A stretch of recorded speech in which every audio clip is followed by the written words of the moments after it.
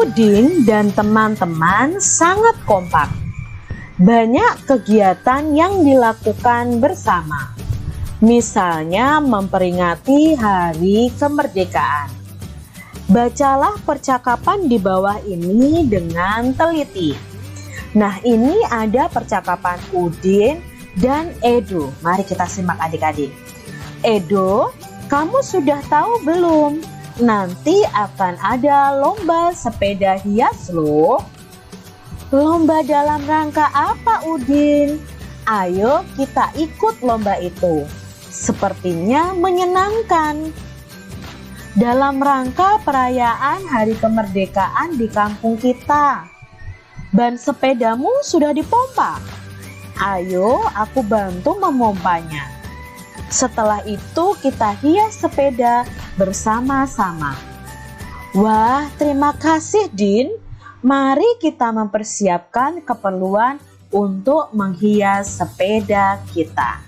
Nah, itu percakapan antara Udin dan Edo yang akan mempersiapkan untuk mengikuti lomba menghias sepeda dalam rangka perayaan Hari Kemerdekaan. Dalam percakapan Udin dan Edo ini ada kalimat yang menunjukkan ajakan kepada orang lain.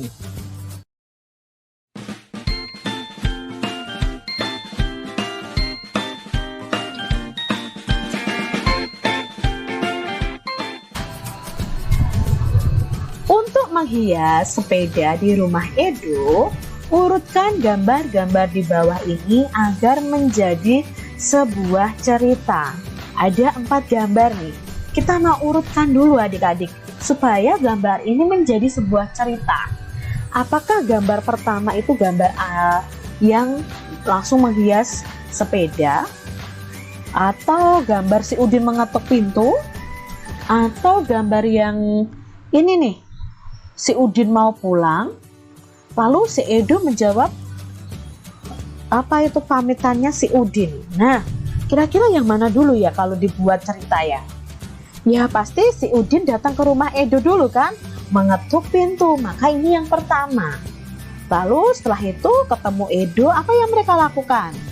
Ya, mereka menghias. Maka gambar yang kedua ini, setelah mereka menghias, nah ini si Udin pamit pulang karena harus beribadah. Dan si Edo mengizinkan untuk si Udin pulang dan melanjutkan menghiasnya esok hari. Ini kalau dibuat cerita bagus adik-adik. Contohnya nih, Udin ke rumah Edo. Ia mengetuk pintu rumah Edo. Edo menyambutnya. Udin dan Edo menghias sepeda. Setelah menghias sepeda, Udin mau pulang karena akan beribadah. Nah, si Edo mengizinkan Udin untuk pulang dan akan melanjutkan menghias sepedanya esok hari. Itu kalau dibuat sebuah cerita.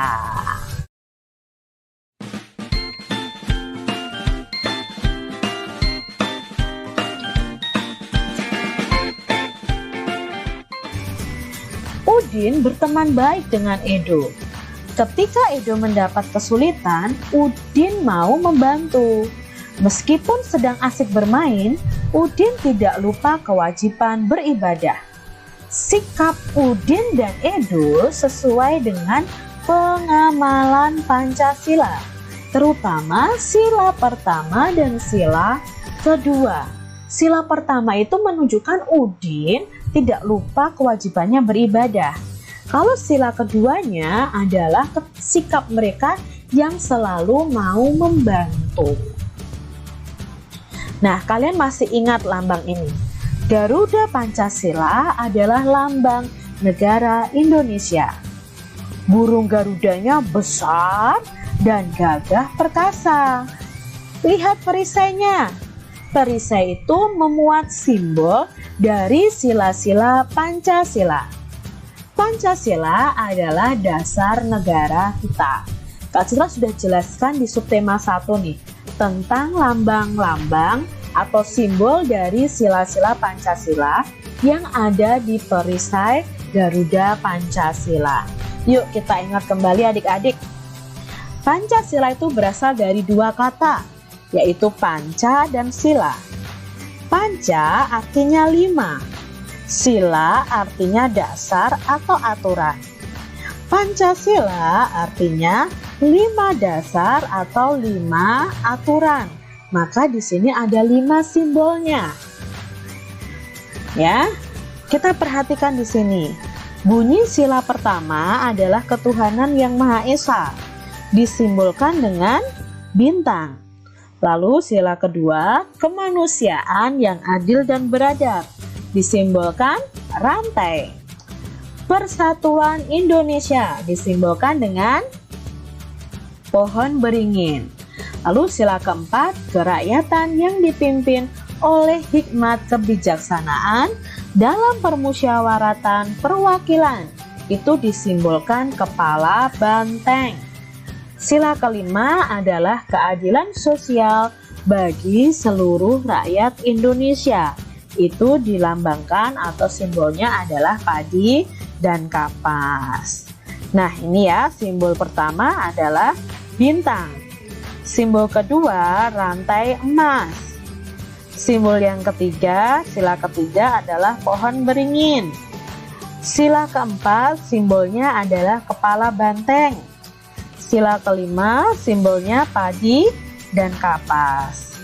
Nah, penerapan sila ke-1 dan ke-2 di tempat bermain. Nah, di sini ada contoh penerapan sila ke-1 dan ke-2 di tempat bermain. Kita lihat sila ke-1 contohnya. Tidak lupa waktu beribadah ketika bermain. Nah, kalau kalian sedang bermain nih, tahu waktunya beribadah ya kalian harus beribadah terlebih dahulu.